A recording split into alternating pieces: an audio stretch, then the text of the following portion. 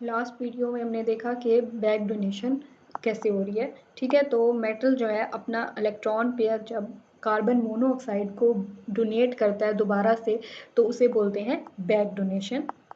सही है। अब बैक डोनेशन एक बहुत इंपॉर्टेंट फिनोमिना है किसी भी मेटल कार्बोनाइल का। अगर आप ये देखें मेटल कार्बोनाइल के जनरल स्ट्रक्चर को देखें, ये दोनों रेजोनेंस स्ट्रक्चर्स हैं। ठीक है, मेटल और कार्बन के दरमियान डबल बॉन्ड और कार्बन और ऑक्सीजन के पास भी डबल बॉन्ड प्रेजेंट है। ठीक है, अब अगर आप ये देखें कार्बन जो है वो इलेक्ट्रॉन पेयर डोनेट कर रहा है मेटल को। ठीक है, अब इस केस में क्या है, मेटल एक्सेप्ट कर रहा है इलेक्ट्रॉन पेयर। तो लेविस एसिड ऐसे होते हैं जो, लेविस एसिड को अगर हम डिफाइन करें तो जो है ऐसे तमाम मॉलिक्यूल्स जो इलेक्ट्रॉन पेयर को एक्सेप्ट करते हैं उन्हें बोलते हैं लिविस एसिड। तो मेटल इस केस में एज एक्ट कर रहा है as a Lewis acid. Carbon जो है वो इलेक्ट्रॉन पेयर डोनेट कर रहा है तो वो as a Lewis base act करेगा।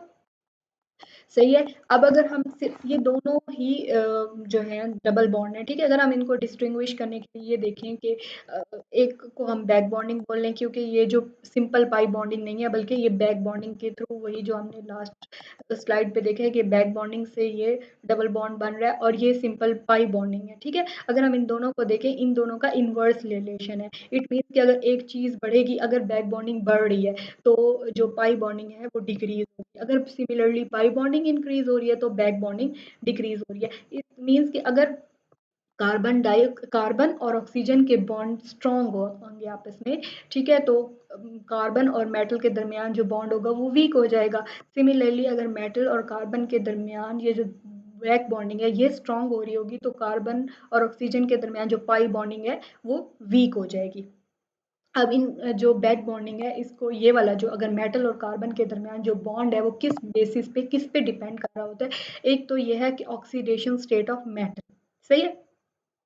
अब ये है कि आप लोगों ने फर्स्ट स्लाइड पे देखा था लोअर ऑक्सीडेशन स्टेट मेटल्स का मैंने बोला हुआ था। इट मींस कि जब आप पॉजिटिव टू, सपोज मेटल के पास टू पॉजिटिव ऑक्सीडेशन स्टेट है। ठीक है, फिर उसके बाद एक मेटल ऐसी है जिसके पास पॉजिटिव वन ऑक्सीडेशन स्टेट है, फिर न्यूट्रल ऑक्सीडेशन स्टेट है, फिर M-1 ऑक्सीडेशन स्टेट है और फाइनली M2। मीन्स कि M2 पॉजिटिव से लेकर M2 नेगेटिव ये ऑक्सीडेशन डिक्रीज हो रही है ना इस साइड पे। तो जैसे जैसे ऑक्सीडेशन डिक्रीज होगी, ऑक्सीडेशन स्टेट मेटल की डिक्रीज होगी, बैक बॉन्डिंग इंक्रीज होगी। इस बैक बॉन्डिंग इंक्रीज होने की रीजन ये है कि जैसे ही ऑक्सीडेशन स्टेट M2 है, सपोज M2 का मतलब ये है कि इसके पास इलेक्ट्रॉन डेंसिटी बहुत ज़्यादा है। इलेक्ट्रॉन डेंसिटी बहुत ज़्यादा होगी तो ये इजीली अपना जो इलेक्ट्रॉन पेयर है वो डोनेट करेगा कार्बन को, और जो कार्बन को ये जब डोनेट करेगा तो बैक बॉन्डिंग ऑब्वियसली स्ट्रॉन्ग होगी। सिमिलरली अगर हम रिवर्स देखें कि M2 पॉजिटिव, अब एक मेटल के पास ऑलरेडी इलेक्ट्रॉन डेंसिटी कम है तो वो कार्बन को कैसे अपना इलेक्ट्रॉन पेयर इजीली डोनेट कर सकता है, तो बैक बॉन्डिंग की जो स्ट्रेंथ है वो भी वीक हो जाएगी। तो फर्स्ट फैक्टर था ऑक्सीडेशन स्टेट ऑफ मेटल। आप लोगों ने ये याद रखना है कि जिस तरीके से ऑक्सीडेशन स्टेट क्या होती है, पॉजिटिव जो है पॉजिटिव जितना ज़्यादा होगा मीन्स उतनी ज़्यादा पॉजिटिव, जितना ज़्यादा वैल्यू होगी उतनी ज़्यादा ऑक्सीडेशन स्टेट होगी, और जितनी ज़्यादा नेगेटिव वैल्यू होगी, जितनी ज़्यादा हम नेगेटिव की तरफ मूव करेंगे ऑक्सीडेशन स्टेट लो होती जाएगी। और ऑक्सीडेशन स्टेट जितनी लो होगी मींस इलेक्ट्रॉन डेंसिटी जो है मेटल के पास उतनी ज़्यादा होगी और वो इजीली इलेक्ट्रॉन डेंसिटी जो है अपनी कार्बन को डोनेट कर सकेगा और बैक बॉन्डिंग स्ट्रांग होगी। अच्छा, अब इसी तरीके से लिगेंड्स की नेचर पे भी डिपेंड करता है कि अब ये जो है कार्बन, एक ये तो एक लिगेंड है, बट समटाइम्स ऐसे भी तो हो सकता है ना कि मेटल के साथ कार्बन मोनोऑक्साइड के अलावा भी कोई लिगेंड्स अटैच हों। ठीक है, तो इसमें किसी तरह के लिगेंड्स, मतलब अगर आप देखें कुछ लिगेंड्स ऐसे होते हैं जो सिग्मा डोनर होते हैं, जो सिर्फ लास्ट, जैसे हम लोगों ने कम्प्लेक्सोमेट्रिक टाइट्रेशन में पढ़ा था कि वो सिर्फ इलेक्ट्रॉन पेयर डोनेट करते हैं। ठीक है, कुछ लाइक अमोनिया वाटर, ठीक है, ये सिर्फ इलेक्ट्रॉन पेयर्स अपने डोनेट करते हैं। कुछ लिगेंड्स ऐसे होते हैं जो इलेक्ट्रॉन पेयर डोनेट भी करते हैं और कुछ हद तक इलेक्ट्रॉन पेयर एक्सेप्ट भी कर रहे होते हैं। सही है, लाइक फॉस्फेट। अगर आप ये देखें कि जो लिगेंड्स कुछ ऐसे होते हैं, जैसे अभी हम लोगों ने कार्बन मोनोऑक्साइड को देखा था, तो ये स्ट्रॉन्ग पाई एक्सेप्टर भी होते हैं और सिग्मा डोनर। मतलब ये कि इसके पास एक एबिलिटी ये है कि वो इलेक्ट्रॉन पेयर डोनेट कर रहा है, बट साथ ही उसकी एक और सेकंड कैपेबिलिटी ये है कि वो इलेक्ट्रॉन पेयर एक्सेप्ट भी कर रहा है। सो इस तरह के लिगेंड्स को कहते हैं सॉफ्ट लिगेंड्स। ठीक है, अगर आप इसके इन्वर्स देखें तो हार्ड लिगेंड्स भी प्रेजेंट होते हैं। उसमें ये होता है कि वो वीक पाइक से, मतलब वो सिर्फ डोनेट कर सकते हैं। इस तरीके के लिगेंड्स को बोलते हैं हार्ड लिगेंड्स।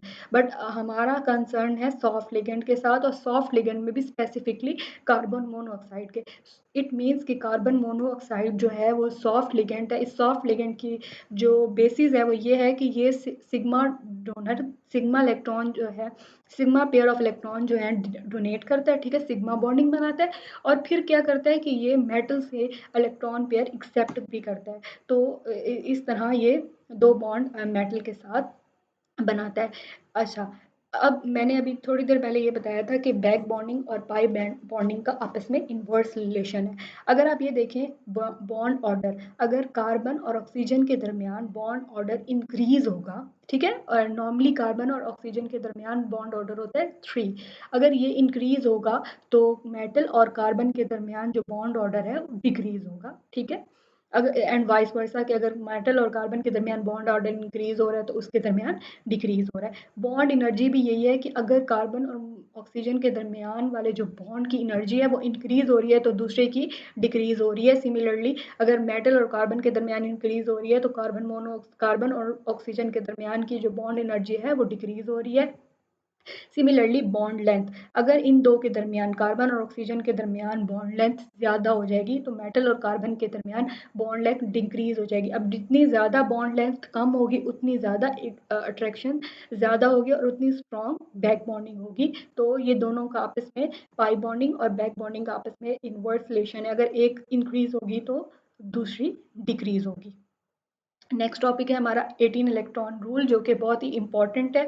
और मेटल ना सिर्फ ऑर्गेनोमेटालिक्स में बल्कि मेटल कार्बोनाइल्स के हिसाब से अगर हम देखें तो वो बहुत इंपॉर्टेंट टॉपिक है। So move towards 18 electron rule.